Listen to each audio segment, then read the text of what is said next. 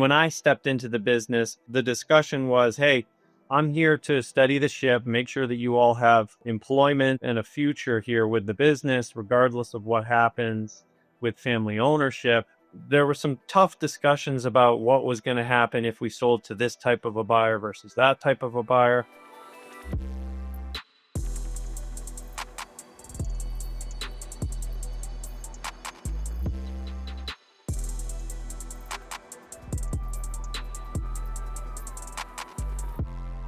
Search Party is sponsored by Oberle, Boulay, and Kilpatrick. Our lead sponsor is Next Coast Legacy. Hello and welcome to Search Party. I'm David Snow, your host. And today we're joined by Burton Francis of ECA Partners, Nathan Faith of Boulay, and Ryan Turbes of Boulay. Gentlemen, welcome to a Search Party episode. Thanks for being here. It's going to be a great topic. We have Burt Francis here. You are an entrepreneur through acquisition, sort of by accident or by providence, or however you want to describe it. You had greatness thrust upon you. And so we're going to hear about that. And then, of course, we have two experts from Boulay, Nathan and Ryan. Searchers, as we're going to learn, need to think about their own personal wealth at the outset of a search ETA journey. In general, when you're meeting with ETAs, talking about, getting ready for the long journey, what do you tell them about the importance of getting things right at the outset that will impact their wealth planning down the road?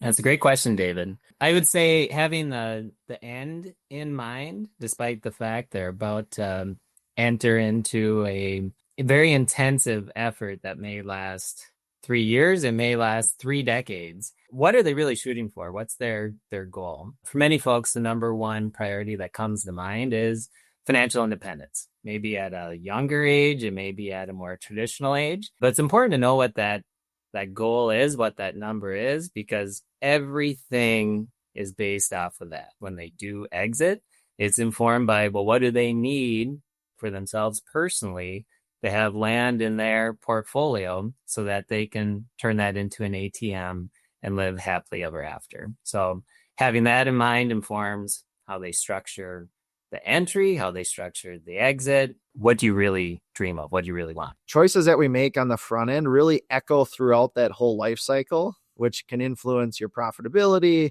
flexibility, investor returns, your returns, and how things are structured. So it's critically important that we try to have a tax efficient deal, considering what an exit may look like and to whom are we selling. Now that can be tough to do, but we do our best to try to play what if so that we can try to plan and keep as many options open as we continue down that journey. Why don't we talk to Burt Francis? Give us the executive summary of your own story in the ETA world and how you found yourself the CEO of a lower middle market business and were in the market for the good advice that the folks at Boulay might have to offer. I appreciate that, David, and thanks for having me today. It's a long family-owned business story. Essentially, my father started a plastic injection mold making business back in the late 80s, right around when I was born. And as a kid, I worked at the business. I was the janitor when I was 11 or 12, kind of ran all the different machines. As I kind of grew up in the business, my dad told me to, go out and get my engineering degree, which I did. I went to RPI, got my engineering degree. And he always said, hey, you can always come back to the business. Go start your career. So I did that. I worked at Boeing, General Dynamics, and the sad turn of the story, my dad was about 60. He had started to plan to sell the business so he could retire to Florida. And he had a tragic boat accident, unfortunately, and he passed away in a pretty quick turn of fate. I was sitting there with, family-owned business and nobody at the helm. So I was 30 years old at the time and very quickly gave notice at Boeing. And within the matter of about 4 or 5 days was sitting in my dad's office, kind of going through his email, trying to figure out what we were going to do with the business. So at that point, I decided, hey, we've got a lot of potential buyers that my dad had started to talk to, but a lot of those conversations took a very different turn, understanding that my father was no longer in the picture. So early objectives for me were to kind of get my arms around the business. understand where those relationships were with important clients and other customers. Did we want to continue to own the business and continue to grow it? Did we want to immediately sell? I built a board of directors and made myself the chairman, as one does, and hired a CEO with a specific charter of course, seeing what we could do to continue to grow the business, but look for an exit.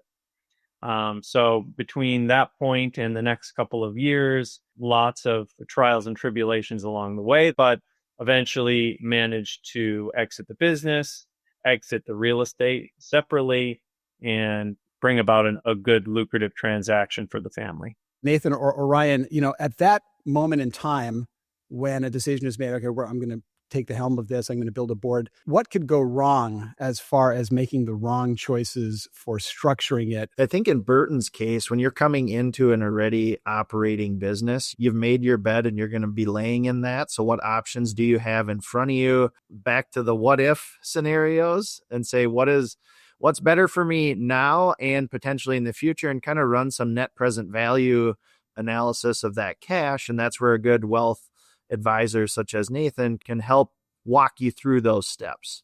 And David, just to piggyback on Ryan's comments, knowledge is power. Knowing, what options are there to move the needle left or right. Some transactions can be heavily taxed, as high as say 50%. So if you come in with a number that blows you away, that's the top line. And you may not be as happy once you actually get to that wire transfer after Uncle Sam takes his cut. But on the other end of the spectrum, there are sometimes opportunities for folks to pay absolutely nothing at all in taxes for various reasons. And sometimes just having awareness of what it takes to achieve that type of outcome goes a long way.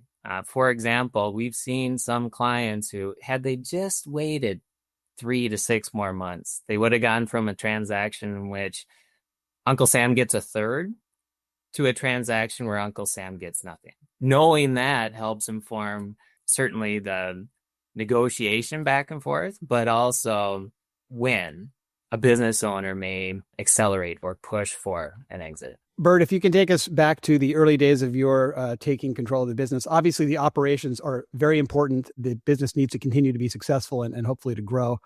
But as you were thinking about sort of how to structure the deal going forward and maybe involve other parties, what were some of the options that you had, and what was some of the education that you had that helped you to make the best decision? Geez, yeah. Talk about education, trial by fire. It was really kind of thrown into the mix without really a classically trained familiarity with buying, selling businesses. We were an S Corp, to Ryan's point, but the main kind of crux of the situation was getting our arms around kind of positioning the business as an entity that was more than just my father. A lot of what we focused on when I got in there was, like I mentioned, connecting with customers so that they could understand, that we were still a functioning business, ironing out processes and documentation to essentially show eventual buyers that the entity runs on systems and processes, not, the owner's memory.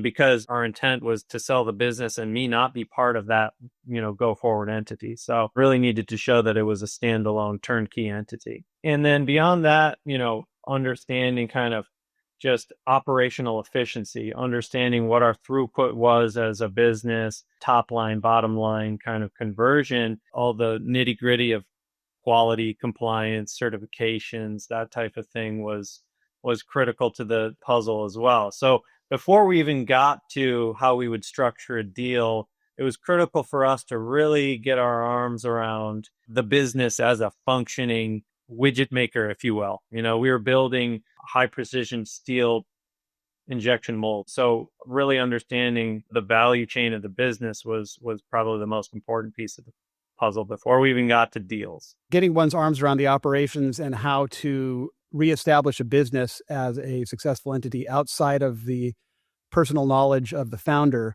must be a story that recurs in ETA quite a bit. I mean, generally that first 90 days after closing is more stressful than the search. Search is extremely stressful, But then it ratchets up a notch because, like Burton alluded to, you now have to understand and get to know all your people, the technology, and actually converting and applying all that knowledge within a very short period of time is extremely challenging. But yeah, that first 90 to 100 days post a transaction or an event, such as Bert had happened to you, is probably some of the most stressful times in your life. That's for sure. Those were some tough times, beyond just the family situation, essentially understanding what the balance sheet and your cash flow looked like. That was kind of the next piece of the puzzle for me after just understanding the operation, was to dig into the books. I was kind of detective mode, just trying to understand how to get the dashboard up in terms of reporting so that I could understand that, hey, are we flying into the side of the mountain here, or are we flying in with some good altitude? So that actually helped also in the process of preparing for going out to market for potential buyers. If I don't have a good view of our financial records, how am I going to position this to potential buyers? One thing that often happens in an ETA transaction is the shareholders all swap out. And so there becomes a different set of relationships that will hopefully benefit from the success of the business. Is there ever a conflict between what is best for the searcher, the ETA searcher who becomes CEO, with perhaps some of the other shareholders? The unicorns, where you have these really successful outcomes, you have alignment amongst the CEO or the searcher, the employees, and the investor base. If you can get alignment amongst all three of those, you're going to create a very strong culture, which a buyer is going to see when they get into management presentations. And you're going to market as one awesome company to sell. And that's what buyers are going to want, is that full package. So you got to get alignment amongst those three. Bert, as you were preparing the company for a potential buyer, were you cognizant of the need to get the employees on board, to get them to understand what was happening? What was that communication strategy from your point of view? Absolutely. My father had been looking to, sell the business and retire.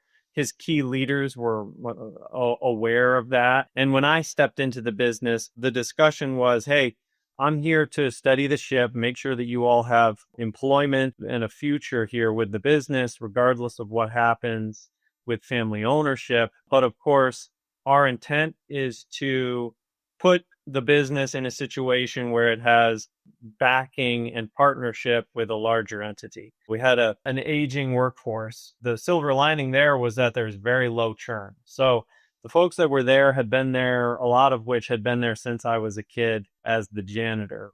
So there was loyalty there. There were some tough discussions about what was going to happen if we sold to this type of a buyer versus that type of a buyer.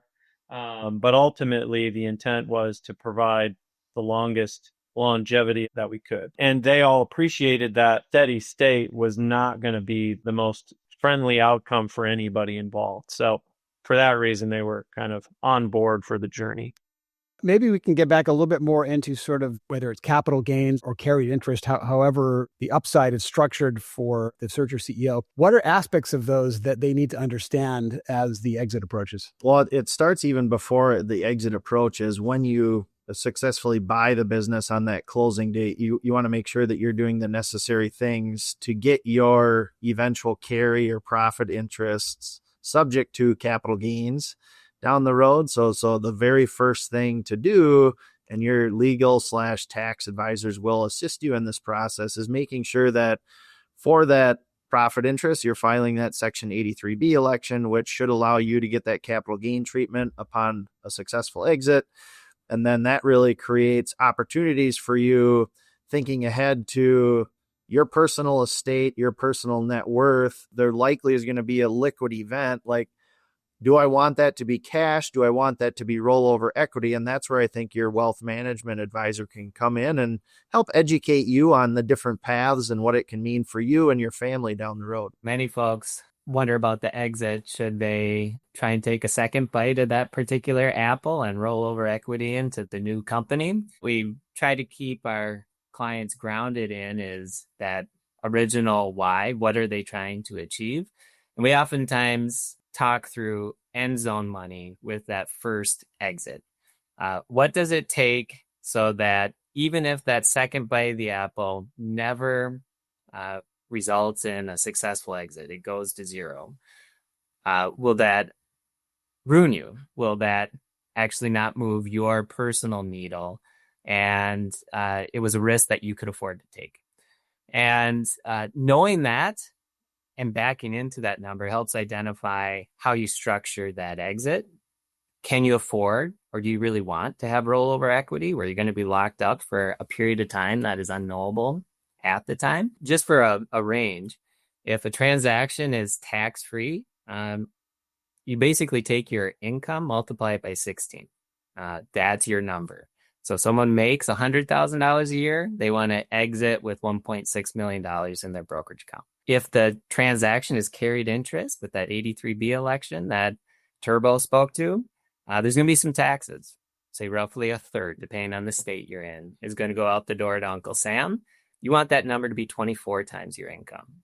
And if it's going to be taxed at the worst rates, which means roughly half in the worst case could go out the door to Uncle Sam, you want that number to be 32 times your income right now. And that provides some perspective. Okay, I can work with that. I'm going to exit for some number higher than that. That can be your rollover excess where that tries to achieve other goals, legacy, philanthropic goals. Maybe I want to expand my lifestyle and have a second home, all of those wonderful things.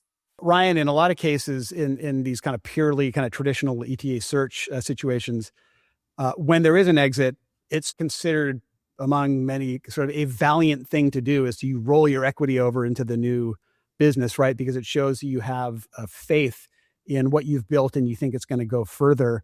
Is there a downside to that? It's great to say, hey, I want my money still put to work in this excellent company that I've helped build. That does expose a relatively younger person to risk. What do you see around that sort of decision being made? Yeah, it's an interesting fork in the road because you're giving up proverbial control of that business and you may not have insight into it. So if you are not going to stay active in the business, I could say you may be taking on a little bit more risk because you don't have insight or your fingers on that business. Also, part of the equation is how much can I put at play here? Like if I don't get that proverbial second bite of the apple, is it going to ruin me or not? Or that second bite of the apple, it could be greater than my first bite. So yes, I am willing to roll. I think a lot of folks, when they're going through this whole process, those leaders are wearing so many hats. They're really looking ahead a few steps at a time, and the future is foggy. It would be nice to have a plan in place 2 to 3 years in advance. So for instance, folks can, believe it or not, set up buckets that look and feel like a Roth IRA, but enormous capacity. They can set up buckets that look and feel like an IRA, but with enormous capacity. And they can anticipate what the future may hold so that when they do exit, instead of having dollars kind of stuck in a purgatory of a brokerage account, they can actually redirect those dollars quickly into accounts that are tax advantaged. They can minimize their lifetime future taxes by a third to half. So proactive planning can be a game changer just as much as structuring the entry as well as the exit. At the risk of focusing on negative outcomes, which of course both of you have worked on many, many positive outcomes, have there been incidents where you get close to the exit line and the searcher or other parties to the selling side of the deal realize that the tax outcome is not what they had expected and is worse than they had expected? This happens quite often, David. When we're on the buy side of a transaction, oftentimes we're dealing with a seller who is not sophisticated enough to understand what does this all mean for me when I get to that finish line at closing. They may or may not have a good team of advisors behind them. We don't want to walk this dance all the way to the end and it fall apart. That's not good for any party. So there are times where we do have to formally educate the seller on what does this mean. For example, if it's a manufacturing business and let's say Burton had a significant amount of fixed assets on the books, there likely will be depreciation recapture on those fixed assets at closing because the seller has taken depreciation on those. And when you get to closing, buyer is going to want to establish a estimated fair market value of those fixed assets. And that delta between the tax net book value of those assets, which is likely zero because you've accelerated the depreciation on those, and that estimated fair market value, that delta is taxed at ordinary income rates in comparison to capital gain rates. So when you talk about allocation of a purchase price, what's really good for me as a buyer is equally as bad to the seller. So that can be a contentious point that we're trying to bring earlier on to that exclusivity period. Burton, follow-up question for you. First of all, just acknowledging that many of us try to be good sons, but very few of us have actually sold a successful business on behalf of our mothers. So well done. That was a very, very good outcome. Was there a point as you got closer to the exit where perhaps you're surprised by something either to the upside or downside, where you thought, oh, geez, I didn't think about this. We better solve for this? Lots of bumps and bruises along the way there. The machine shop was essentially my father's toy box. At the time, high-tech, cutting-edge machinery that I just kind of assumed was going to be high-tech, cutting-edge for a long time. But then when we got down to the nuts and bolts of essentially assessing all the assets, there was some old machinery in there that was going to be more expensive to remove than it was to sell. So essentially like those old grand pianos that people leave in their houses, we had a few of those clunkers. Approaching that kind of piece by piece was a long process, like 60,000 square feet of machinery. And then I'd say the next piece of the puzzle that was a bit of a surprise was the real estate. Western Massachusetts is highly known for EPA challenges. We're talking about GEs, PCBs from back in the day. And of course, this was an old mill on a river. So that was a bogey that kind of came out of left field as well. Trying to get ahead of those early in the process helped to avoid the 1 yard line fumbles and stumbles with buyers. Interesting point about the equipment and the impact that that had on sort of the overall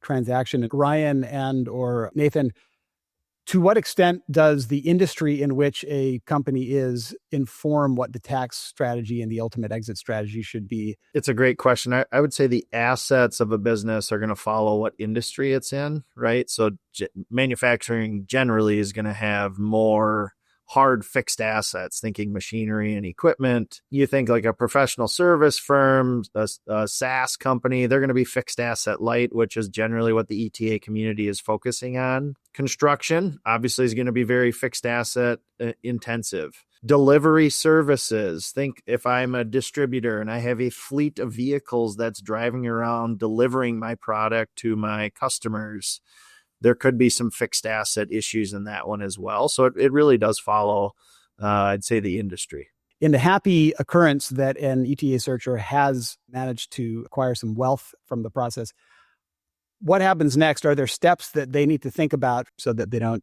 make the wrong first step? They haven't yet always anticipated what is next for them, both from a financial perspective, but also from a why do I get out of bed in the morning perspective? What are they going to do? And they may make a mistake. They roll over equity into the next company, or they quickly take their proceeds and invest in 4 or 5 other companies without realizing that they don't have enough to even pay their own bills.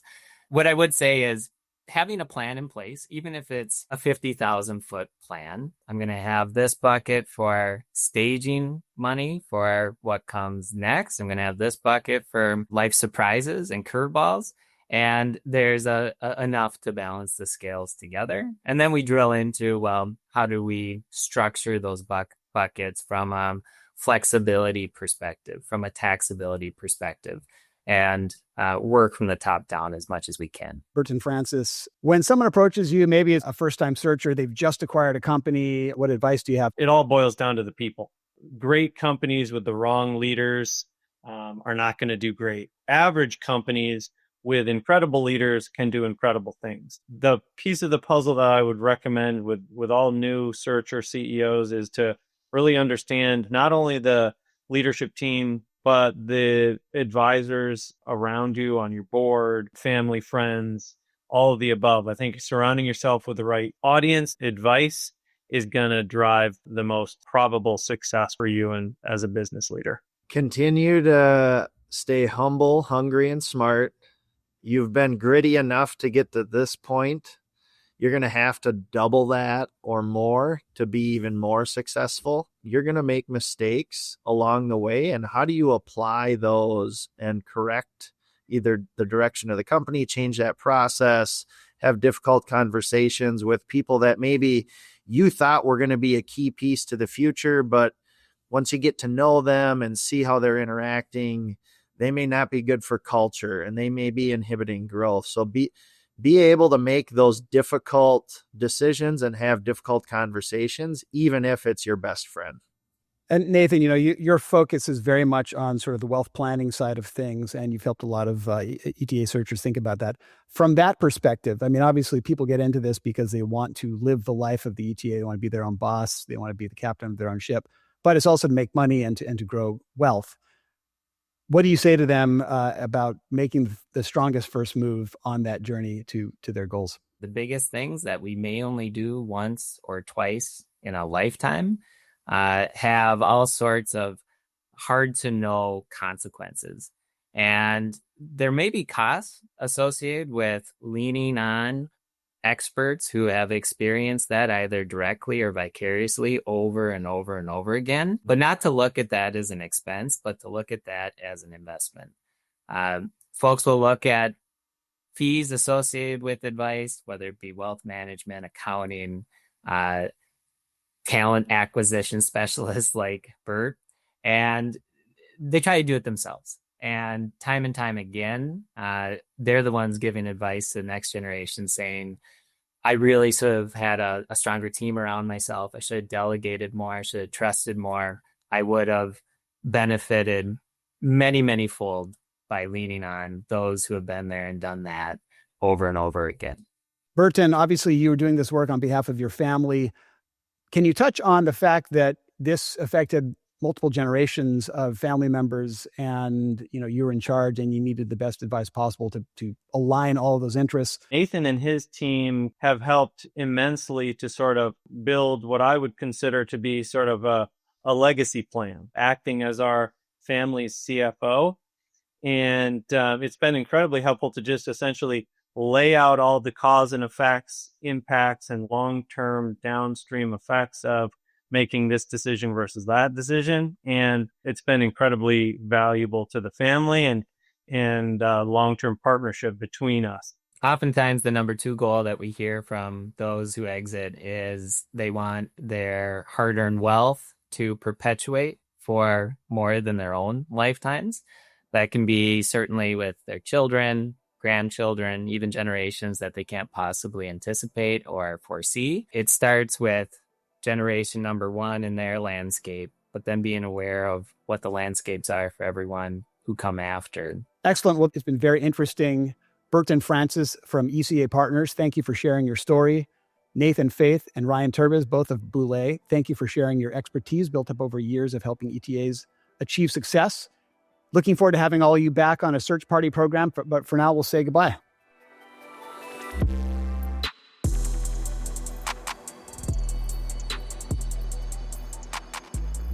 Search Party is sponsored by Boulay and Kilpatrick. Our lead sponsor is Next Coast Legacy.